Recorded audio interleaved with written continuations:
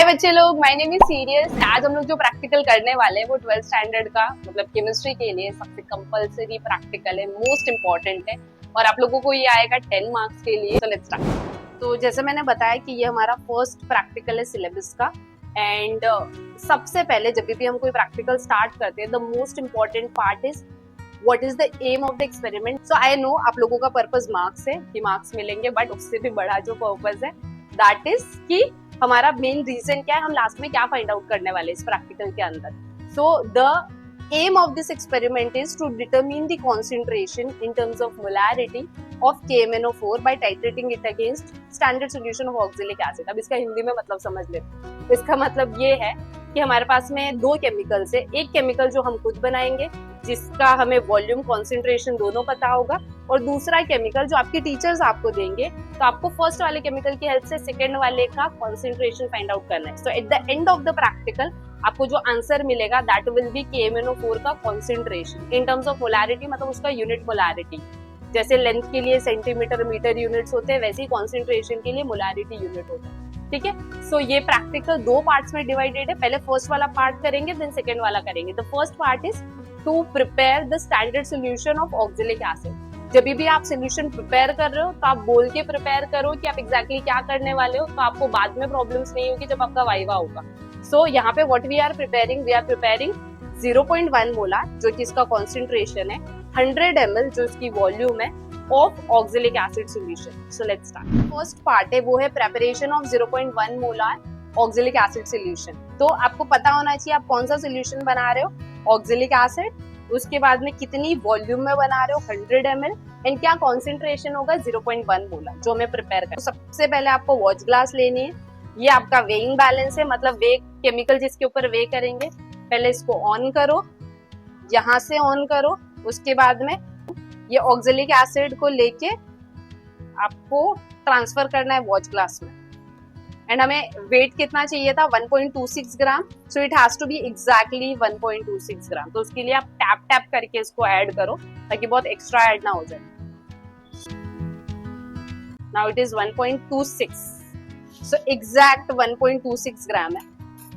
Oxalic acid वे करके हो गया है 1.26 ग्राम। तो हमें करना है क्या है, नेक्स्ट स्टेप ये है कि आप इसको पूरा एक 100 ml बीकर में ट्रांसफर कर दो, एम्प्टी बीकर में।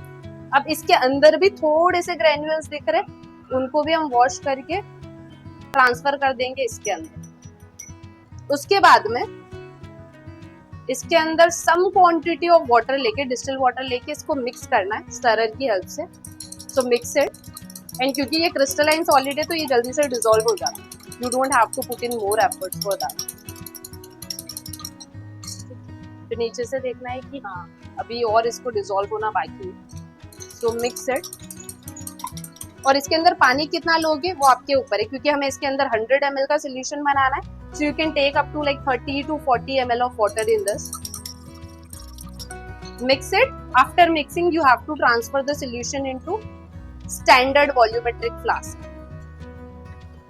अब दिख तो नहीं रहा, बट इसके अंदर फिर भी कुछ ना कुछ ग्रेन्यूल्स होंगे, तो हम इसी के अंदर पानी लेके इसको वॉश करके फिर वापस इसमें ट्रांसफर करेंगे। और अगर आपको प्रॉब्लम होती है ट्रांसफर करने के लिए तो you can also use funnel as you are a beginner.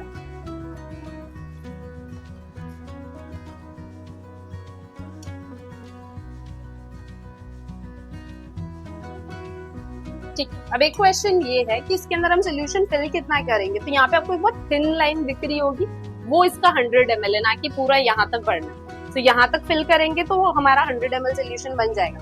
And one more important thing, यहाँ से ये बहुत वाइड है बट इधर से नैरो है, तो यहाँ पे पानी ऐड करो तब तक ठीक है। जब यहाँ पे आओगे ना तो बी वेरी केयरफुल, क्योंकि ये अगर एक्सीड हो गया तो आपका कॉन्सेंट्रेशन चेंज हो जाएगा।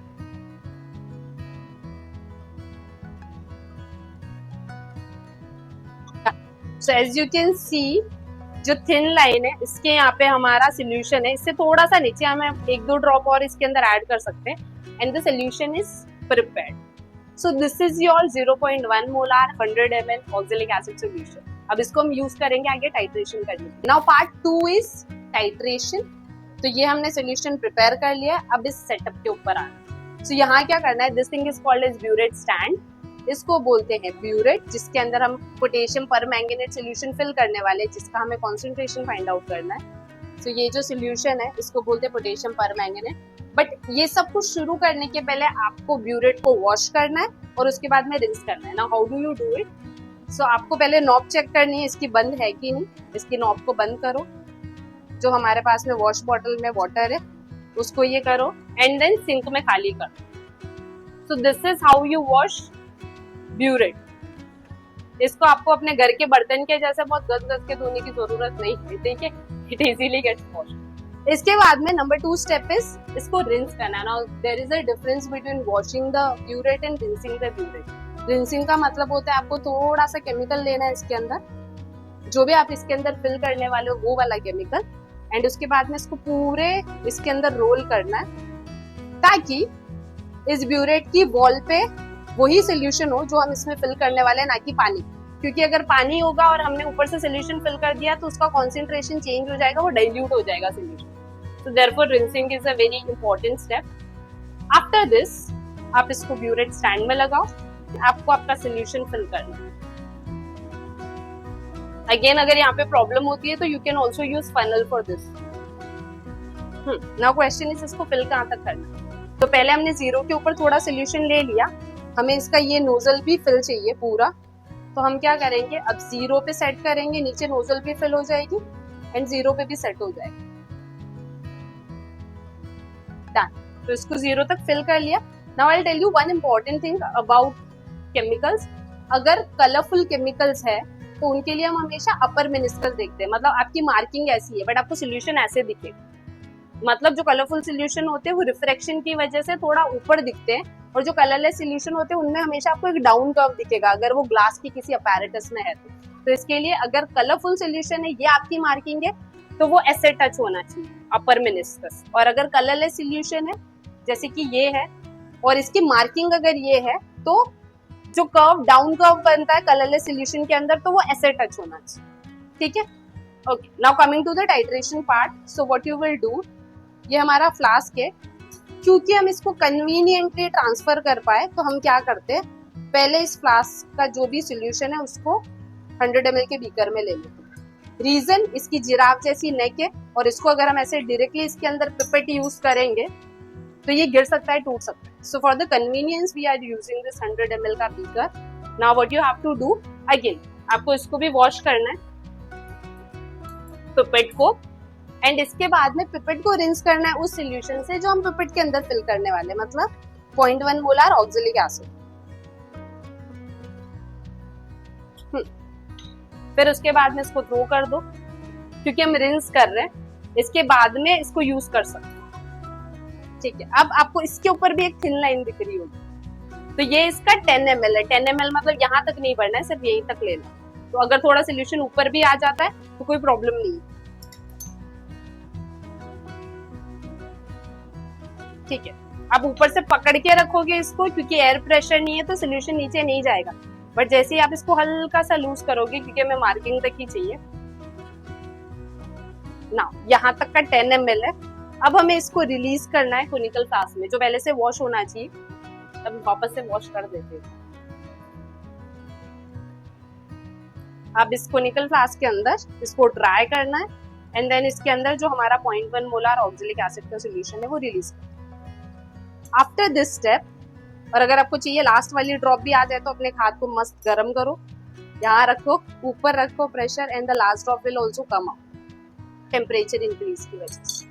Now the next part is, इसके अंदर हमें ऐड करना है 1 test tube dilute sulphuric acid. So I am taking this test tube, this is our dilute sulphuric acid. Take 1 test tube full of this, so this much is enough, इससे भी कम ले सकते हो आप। And then take that in your conical flask. Also जब dilute sulphuric acid use करो तो थोड़ा सा भी कहीं पे गिरता है तो make sure you wash your hands, because उससे फिर आपको इचिंग होगी if you are not doing that, because that's acid, ठीक।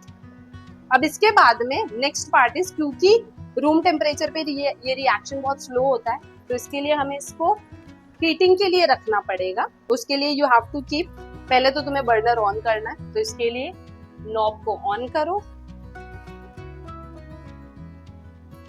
इसको जलाओ, फ्लेम को सेट करो ऑक्सीडाइजिंग फ्लेम पे, मतलब ब्लू फ्लेम पे, which is stronger flame. Then keep your tripod stand, your wire gauze on it, and then उसके बाद में आपको ये रखो। एंड अब इसको कब तक हीट करना है? So till the time it reaches 60 to 70 degree Celsius. अब हमें देख के पता कैसे चलेगा, क्योंकि इसके अंदर कोई नंबर्स तो आते नहीं है। तो जब इसकी नेक के अंदर के साइड ड्रॉपलेट्स आने लगेगी और जो वेपर्स है वो कंडेंस होना स्टार्ट हो जाएंगे, दैट इज द टाइम जब हमें इसको यहाँ से निकाल के we have to start doing our titration. So अभी हमें यहाँ पे कंडेंस होते हुए दिख रहे vapour, so this is the time we have to take it out. So for that first we have to put off the burner, then इसको किसी क्लोथ से पकड़ के you have to take it out because गर्म है। And इसको ऐसे set करो कि आप जब टाइट्रेशन करो तो आपको यहाँ पे दिखे। यहाँ पे we need a white tile, but अभी we will be able to see the colour change. तो आपको करना क्या है, पहले इसको रखो, अपने ब्यूरेट को सेट करो कि इसका जस्ट नोजल इसके नेक के यहाँ पे हो, एंड देन एक हाथ आपका इधर होना चाहिए, दूसरा हाथ आपका टाइट्रेशन फ्लास्क पे होना चाहिए। If it is not hot then you don't have to keep a cloth with you. So आपको स्टर करते रहना है और यहाँ से कंट्रोल करते रहना है, और बिल्कुल भी इसमें दो लोग मिलके मजदूरी नहीं करेंगे कि एक यहाँ से पकड़ रहा है, ठीक है, एक यहाँ पे यूज कर रहा है। एक ही पर्सन के हाथ में पूरा सेटअप होना चाहिए। सो एट द ड्रॉप्स, तो बार बार कलर दिखेगा, डिसअपियर होगा, but what we are looking for is permanent paint pink colour. जहां पे हमें परमानेंट लाइट पिंक कलर मिलेगा, that will be our reading. See वापस डिसअपियर होगा, then again you are adding the solution, वापस disappear होगा, ठीक है। सो परमानेंट कलर नहीं है, तो जहां परमानेंट कलर होगा, फेंट pink, pail pink, that is your reading.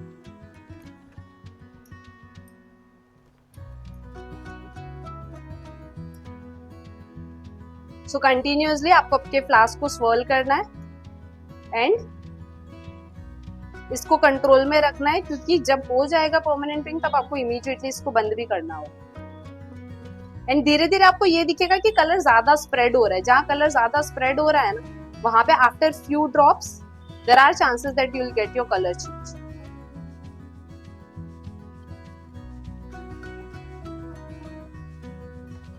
So this is your end point from colourless to light pink, and this is your faint pink colour.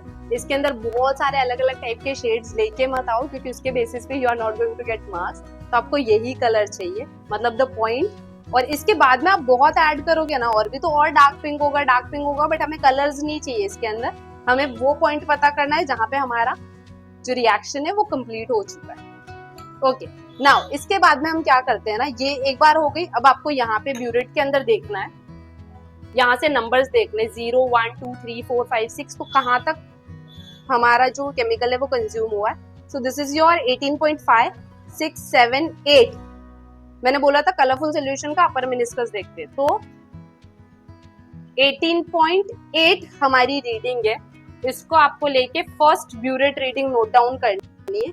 इसी रिएक्शन को आपको सेम 2 टाइम्स वापस से और रिपीट करना है। The reason I tell you, so हम science के अंदर या जनरली कुछ भी चीजें करते हैं, आप जितनी बार जितनी रीडिंग्स लोगे सेम टाइप का प्रोसीजर करके, उसके एरर्स कम हो जाते हैं। तो जो चीज आप ज्यादा प्रैक्टिस करते हो उसके एरर्स और कम हो जाएंगे। एंड तो ये यहाँ तक हुआ। इसके बाद में what you will do, you have to throw this solution. जैसे ही तुमने रीडिंग नोट डाउन कर ली, उसके बाद में वापस से इस बीकर में से you have to pipette out 10 ml in this. Take 1 test tube full of dilute sulphuric acid. इसको भरना है 0 तक का, वापस से फिल करना है। अगेन डू द टाइट्रेशन, फिर जो रीडिंग आएगी नोट डाउन करो, फिर उसको थ्रो करो। वापस से take 10 ml of 0.1 molar this oxalic acid, take 1 test tube full of sulphuric acid, फिर इसको फिल करना है 0 तक, वापस से टाइट्रेशन करो। तो तीनों बार में सपोज आपको फर्स्ट रीडिंग मिली है 19.5, सेकेंड मिल रही है 19.7, थर्ड मिल रही है 19.5, तो जो रीडिंग आपको मैक्सिमम टाइम्स मिली है that will be your CBR, means your constant burette reading. And उसी को फिर हम आगे यूज करते हैं फॉर द कैलकुलेशंस।